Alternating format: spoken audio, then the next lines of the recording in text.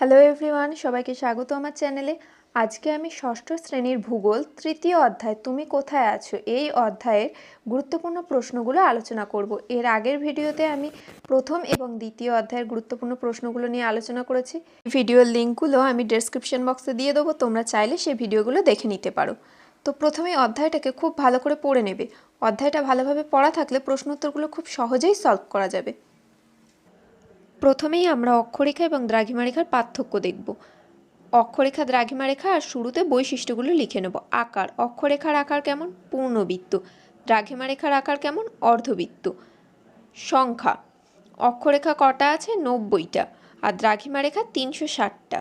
দৈর্ঘ্য, অক্ষরেখার দৈর্ঘ্য বড় থেকে ছোট, আর দ্রাঘিমারেখার দৈর্ঘ্য সব একই দৈর্ঘ্যের। কোন দিক থেকে কোন দিকে বিস্তৃত? অক্ষরেখা পূর্ব দিক থেকে পশ্চিম দিকে, আর দ্রাঘিমারেখা উত্তর থেকে দক্ষিণে। পারস্পরিক সম্পর্ক, অক্ষরেখা পরস্পরের সমান্তরাল এবং দ্রাঘিমারেখা পরস্পরের সমান্তরাল নয়। তারপর আরেকটা হচ্ছে গ্লোব দেখে বুঝে নিয়ে লেখো। দ্রাঘিমারেখা, কোন দ্রাঘিমারেখা কোন দেশ, মহাসাগর বা সাগরের ওপর দিয়ে বিস্তৃত? 10 ডিগ্রি পূর্ব দ্রাঘিমারেখা। এটা কোন দেশ, মহাসাগর বা সাগরের ওপর দিয়ে গেছে? নরওয়ে, ডেনমার্ক, জার্মানি আর ভূমধ্যসাগর। 18 ডিগ্রি পশ্চিম দ্রাঘিমারেখা। এটা আইসল্যান্ড, ইটালি, নাইজেরিয়া, ক্যামেরুন, সুমেরু, কুমেরু, আটলান্টিক মহাসাগরের ওপর দিয়ে গেছে। 90 ডিগ্রি পশ্চিম দ্রাঘিমারেখা কোন কোন দেশের উপর দিয়ে গেছে? কানাডা, আমেরিকা, মেক্সিকো, শিকাগো আর সুমেরু মহাসাগর, কুমেরু মহাসাগর, প্রশান্ত মহাসাগর ইত্যাদি। 40 ডিগ্রি পূর্ব দ্রাঘিমারেখা কোন কোন দেশের উপর দিয়ে গেছে? সোভিয়েত রাশিয়া, তুরস্ক, ভারত মহাসাগর, সুমেরু, কুমেরু মহাসাগর, কৃষ্ণ সাগর, লোহিত সাগর ইত্যাদি। 60 ডিগ্রি পূর্ব দ্রাঘিমারেখা, এটাও সোভিয়েত রাশিয়া, পাকিস্তান, ইরান, সুমেরু, কুমেরু, ভারত মহাসাগর, আরব সাগর ইত্যাদি। এটা তোমরা পাঠ্য বই দেখেও করতে পারো, আবার এই চারটাও দেখে নিতে পারো, সহজ হবে। তারপরের গুরুত্বপূর্ণ প্রশ্ন হলো পৃথিবীর অক্ষ কাকে বলে? উত্তর হবে পৃথিবীর কেন্দ্র দিয়ে উত্তর ও দক্ষিণে যে রেখা চলে গেছে তাকে পৃথিবীর অক্ষ বলে। দ্বিতীয় প্রশ্ন, গ্লোব কি? পৃথিবীর একটি ছোট মডেল হলো গ্লোব।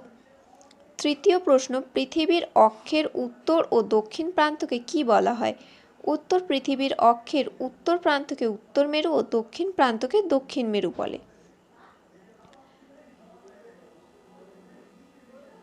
চারের প্রশ্ন, কারা প্রথম পৃথিবীর মানচিত্র তৈরি করেছিলেন? ষোড়শ শতাব্দীতে ইউরোপীয়রা প্রথম কতগুলো বিন্দু ও দাগ কল্পনা করে পৃথিবীর মানচিত্র তৈরি করেছিলেন। পাঁচেরটা বলেছে বিষুবরেখা কাকে বলে? দুই মেরু থেকে সমান দূরে পৃথিবীর মাঝ বরাবর পূর্ব পশ্চিমে বিস্তৃত কাল্পনিক রেখাটিকে বলে নিরক্ষরেখা বা বিষুবরেখা। তাহলে নিরক্ষরেখার অপর নামটাও আমরা এখান থেকে পেয়ে গেলাম। নিরক্ষরেখার অপর নাম কি? বিষুবরেখা। নিরক্ষরেখার মান কত? নিরক্ষরেখার মান 0 ডিগ্রি। সাতের প্রশ্নে বলেছে মূল মধ্যরেখা কোন স্থান দিয়ে গেছে? মূল মধ্যরেখা লন্ডনের গ্রিনিচ শহরের উপর দিয়ে গেছে। এটা কিন্তু খুবই ইম্পর্টেন্ট একটা প্রশ্ন পরীক্ষায় আসার জন্য। এই প্রশ্নটা তোমরা খুব ভালোভাবে মাথায় রাখবে। আটের প্রশ্ন বলেছে নিরক্ষরেখার উত্তর ও দক্ষিণ অংশকে কি বলা হয়? উত্তর হবে নিরক্ষরেখার উত্তর অংশকে উত্তর গোলার্ধ আর দক্ষিণ অংশকে দক্ষিণ গোলার্ধ বলা হয়। কক্ষপথ কাকে বলে? পৃথিবী যে নির্দিষ্ট পথে সূর্যের চারিদিকে ঘোরে সেই পথকেই পৃথিবীর কক্ষপথ বলে। 10এর প্রশ্নে বলা হয়েছে কক্ষতল কাকে বলে? পৃথিবীর কক্ষপথটি যে তলে রয়েছে তাকে কক্ষতল বলা হয়। পৃথিবীর অক্ষ কক্ষতলের সঙ্গে 66.5 ডিগ্রি কোণ করে থাকে। আচ্ছা, 11 প্রশ্ন বলেছে 0 ডিগ্রি দ্রাঘিমা রেখার অপর নাম কি? 0 ডিগ্রি দ্রাঘিমা রেখার অপর নাম হচ্ছে মূল মধ্যরেখা। 12 প্রশ্ন, পূর্ব গোলার্ধ ও পশ্চিম গোলার্ধ কাকে বলে? 0 ডিগ্রি দ্রাঘিমা রেখা ও তার বিপরীতে থাকা 180 ডিগ্রি দ্রাঘিমার মিলিত বৃত্ত পৃথিবীকে সমান দুটি অংশে ভাগ করে। এর পূর্ব অংশের নাম পূর্ব গোলার্ধ ও পশ্চিম অংশের নাম পশ্চিম গোলার্ধ।